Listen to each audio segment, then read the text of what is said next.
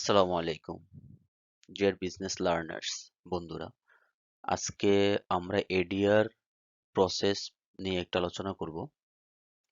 আমার কাছে আমার কিছু বিজনেস লার্নার্স বন্ধুরা রিকোয়েস্ট করেছেন এডিআর নিয়ে একটি লার্নিংস ভিডিও রেডি করার জন্য। তার প্রেক্ষিতে আজকে আমরা এডিআর নিয়ে আলোচনা করব। এডিআরটা আপনারা শুনে থাকবেন যে বিভিন্ন আইনে এডিআর সম্পর্কে বলা আছে। সে in customs act, VAT act, income tax act and অন্যান্য আইনে বলা আছে। যেকোনো ব্যক্তি যদি তার চলমান কোনো মামলায় উভয় বাদী পক্ষ এবং বিবাদী পক্ষের মধ্যে সুরাহা করতে চায়, তাহলে তারা আদালতের কাছে অ্যাপ্লিকেশন সাপেক্ষে, অনুমতি সাপেক্ষে এটিআর প্রসেসের মধ্যে প্রসিড করতে পারবেন। তো আজকে আমরা ইনকাম ট্যাক্স অ্যাক্টের আলোকে এডিআর প্রসেস নিয়ে আলোচনা করব।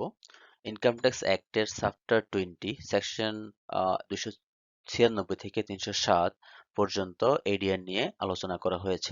আমার ভিডিওর বা আমার লার্নিং ইন্টারেক্টিভ ভিডিওস গুলোর একটা উদ্দেশ্য হচ্ছে যে আমি যতটুকু সম্ভব চেষ্টা করি লার্নার্সদেরকে, লিসেনারদেরকে রেফারেন্স সহ ব্যাখ্যা প্রদান করার। এডিআর এর এডিআর এর যে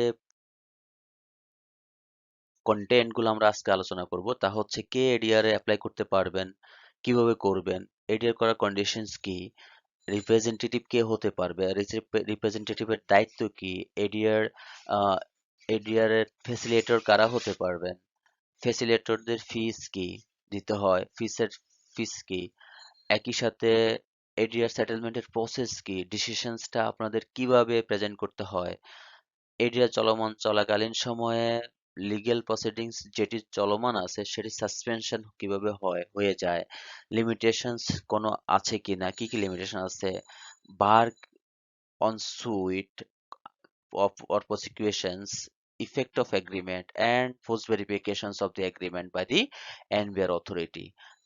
So আলোচনা আজকে আমরা এই বিষয়গুলো নিয়ে আলোচনা করব।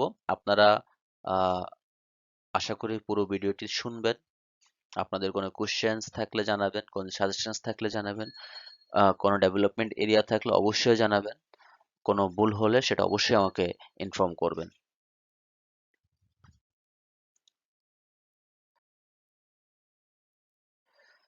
অল্টারনেট ডিসপিউট রেজুলেশনস এ আপিল করতে পারে যে কোনো ট্যাক্স পেয়ার যদি তার কোনো মামলা কোনো আপিলেন্ট অথরিটির কাছে চলমান থাকে একটা অ্যাপ্লিকেশনের মাধ্যমে, এবং যদি কোনো হাইকোর্ট বা সুপ্রিম কোর্টে থাকে, সুপ্রিম কোর্টের মধ্যে থাকে, তাহলে সুপ্রিম কোর্টের রেজিস্ট্রারের অ্যাপ্রুভাল লিভ আগে নিয়ে নিতে হয়। সেটা সম্পর্কে আমরা পরে আবার একটু বলবো। কিভাবে অ্যাপ্লিকেশনস করবেন, এটা হচ্ছে আপনারা এনবিআর এর ওয়েবসাইটে আপনাদের এডিআর অ্যাপ্লিকেশনের জন্য একটি ফর্ম দেওয়া আছে। সেই স্পেসিফাইড ফর্মে 4 সেটস অ্যাপ্লিকেশন সাবমিট করতে হবে within 30 days of informing the respective authority and to the tribunal, register or the respective courts. তবে কন্ডিশনস আছে এভরি অ্যাপ্লিকেশনস করার জন্য। কন্ডিশন হচ্ছে যে as যেটা বলতেছিলাম, যদি কোনো মামলা সুপ্রিম কোর্টে পেন্ডিং থাকে তাহলে আগে সুপ্রিম কোর্টের কাছ থেকে লিভ নিয়ে নিতে হবে যে আমরা এই মামলাটির জন্য এডিআর প্রসেসে যেতে চাই বা যাব। তখন সুপ্রিম কোর্ট যদি তা আপনাদেরকে অ্যাপ্রুভাল দেন তাহলে আপনারা অ্যাপ্লিকেশনস করতে পারবেন। এডিআর অ্যাপ্লিকেশনস করতে হলে রিলেটেড সাপোর্টিং ডকুমেন্টস গুলো সাবমিট করতে হবে, ল রেফারেন্স গুলো দিতে হবে, ফ্যাক্ট গুলোকে ক্লিয়ার এক্সপ্লেনেশন সহ সাবমিট করতে হয়। যদি সেকশন 173 এর আন্ডারে, তার মানে হচ্ছে আপনার হিসাব মতে যদি কোনো ট্যাক্স লাইবিলিটি পেন্ডিং থাকে যেটা রিটার্ন সাবমিশনের সময় সাবমিট করতে হয় সেটাকে জমা দিয়ে দিতে হবে। কোনো ডিসপিউট থাকলে, আহ কোনো ডিসপিউটের এগেইনস্টে যদি কোনো রিট পিটিশনস করা থাকে কোনো কোর্টে, তাহলে সেটাকে এডিআর প্রসেসে নেওয়া যাবে না। মেডিয়েটর মেডিয়েশনস প্রসেসটা ওইটুকু পর্যন্ত সীমাবদ্ধ থাকবে যেই প্রসেসগুলো আপনি অ্যাপ্লিকেশন, যেই পয়েন্টস গুলো আপনি আপনার অ্যাপ্লিকেশনে মেনশন করেছেন, এর বাইরে অন্য কোনো পয়েন্ট নিয়ে আলোচনা করা যাবে না। তো রিপ্রেজেন্টেটিভ কে হতে পারবেন, আমরা রিপ্রেজেন্টেটিভ নিয়ে কথা বলেছি যে রিপ্রেজেন্টেটিভ হতে পারবেন ফ্রম অথরিটি সাইড এমন একটি ব্যক্তি অথরিটি যার র‍্যাংক ডিসিটি এর নিচে নয় এবং ডিসিটির নিচে নয়, তার কাজ হচ্ছে এডিআর প্রসেসে, রেসপন্সিবিলিটি হচ্ছে এডিআর প্রসেসে যোগদান করা, আর্গুমেন্ট প্রেজেন্ট করা, সাপোর্টিং এবং আরবিট্রেশন শুরা হলে সাইন করা। এটা হচ্ছে রেসপন্সিবল অর রিপ্রেজেন্টেটিভের দায়িত্ব। ট্যাক্সপেয়ারের পক্ষ থেকে ট্যাক্সপেয়ার নিজে অথবা তার রিপ্রেজেন্টেটিভ আপিল করতে পারবে। রিপ্রেজেন্টেটিভ এডিআর প্রসেসে পার্টিসিপেট করবেন, সাপোর্টিং ডকুমেন্ট সাবমিশনস করবেন, যুক্তিতর্ক উপস্থাপন করবেন। যদি কোনো ট্যাক্স পেয়েবল হয় এডিআর প্রসেসের এগ্রিমেন্ট আসার পরে, অর্থাৎ শুরু হওয়ার সম্মতি আসার পরে, তাহলে সেটা পে করবেন এবং টাইম টু টাইম রেসপন্স করবেন। ফ্যাসিলিটেটর কে হতে পারে? আমরা ফ্যাসিলিটেটর কে হতে পারেন? আপনারা জানেন ফ্যাসিলিটেটরের জন্য ইনকাম ট্যাক্স অ্যাক্টের সেকশন 300 এ মেনশন করা আছে যে যেকোনো retired district income tax officer not below the rank of JCT and কোনো জাজ যে নট যে কিনা ডিস্ট্রিক্ট জাজের নিচে নয় এবং একজন চার্টার্ড অ্যাকাউন্ট্যান্ট ইনকাম ট্যাক্সে প্র্যাকটিস করেছেন কমপক্ষে 8 বছর, এমন একজন সিএমএ কস্ট ম্যানেজমেন্ট অ্যাকাউন্টেন্ট যে ইনকাম ট্যাক্স রিলেটেড প্র্যাকটিস করেছেন নট কমপক্ষে 10 বছর, একজন আইটিপি কমপক্ষে 20 বছর প্র্যাকটিস করেছেন এমন একজন প্রফেশনাল লেজিসলেটিভ যে তবের পদবি ডেপুটি সেক্রেটারির নিচে নয়। A business expert in income tax law can be a facilitator.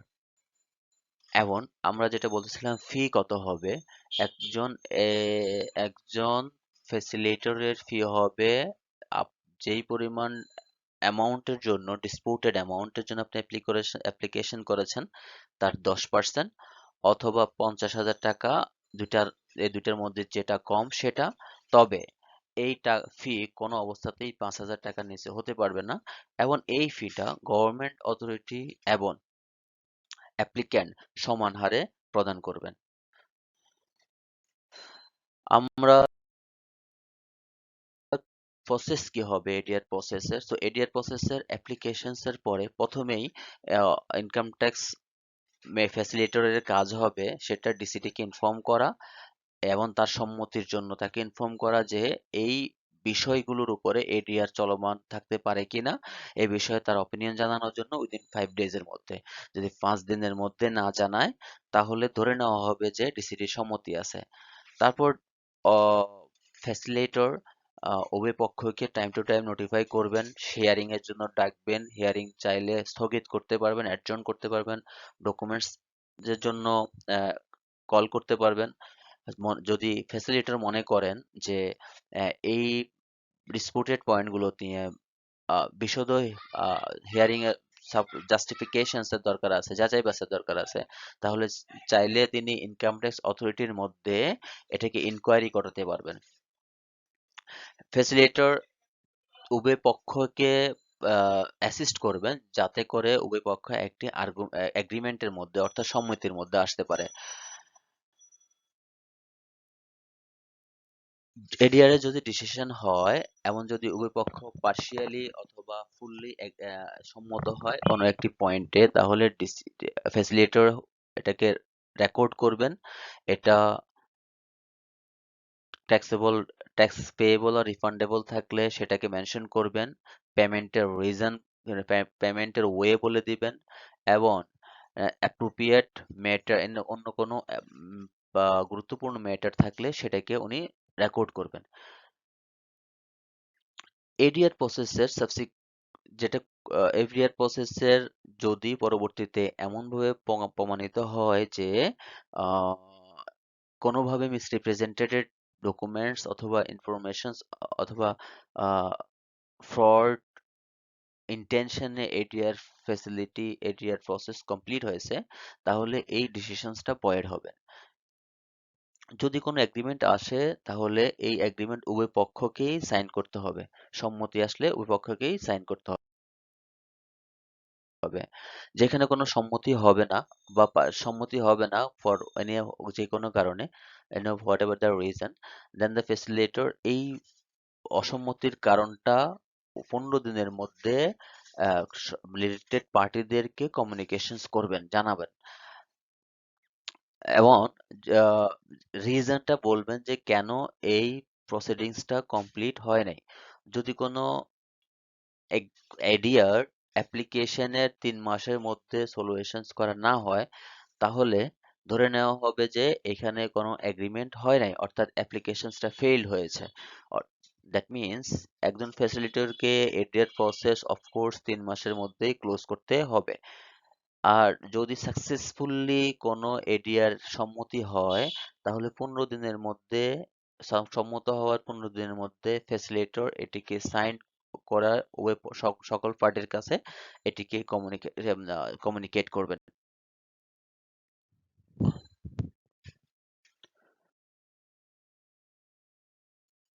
একটি গুরুত্বপূর্ণ বিষয় আমরা এখানে বলছি যে যখন কোনো এডিআর এর জন্য অ্যাপ্লিকেশনস করা হয় এবং এডিআর চলমান থাকে, তখন এডিআর যেই কোর্ট থেকে রুজু হয়েছে, চাকরি হয়েছে, সেই কোর্টের মামলাটি স্থগিত থাকবে। এটি আর চলমান থাকবে না।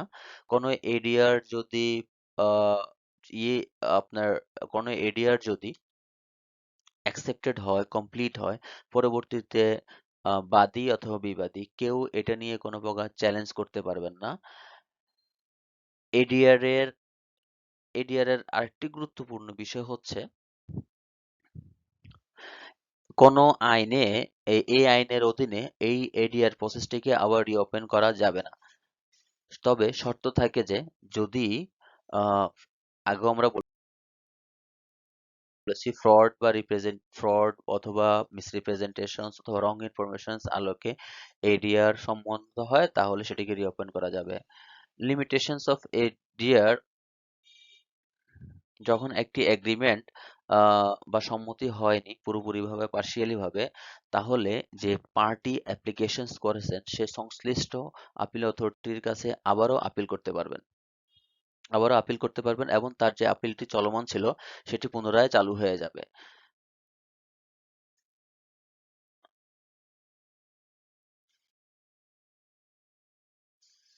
এডিআর পোস্ট ভেরিফিকেশনস হতে পারে। এনবিআর চাইলে এডিআর প্রসেসটিকে পোস্ট ভেরিফিকেশনস করতে পারবেন এবং যদি এনবিআর মনে করেন যে এখানে আহ, কোনো প্রকার আহ, এনবিআর যদি মনে করেন যে এটিকে পুনরায় চালু করবেন, তাহলে এনবিআর সেটিকে চালু করতে পারবেন। তবে কোনো এডিআর এর কোনো কার্যকলাপ সর্বসম্মতিভাবে অথবা গুড ফেইথে ভালো উদ্দেশ্যে যদি করা হয়ে থাকে, সেই জন্য কোনো পক্ষকে কোনো প্রকার অপরাধী হিসাবে সাব্যস্ত করা যাবে না। At the same time ADR এর যে প্রসেস, এটার যদি গভর্নমেন্টের রেভিনিউ লস করার কোনো কারণ হয় due to the fraud and misrepresentations informations concealment গোপনীয়তা বা অন্যান্য কারণে, তাহলে বোর্ড এটিকে বাতিল করতে পারবেন।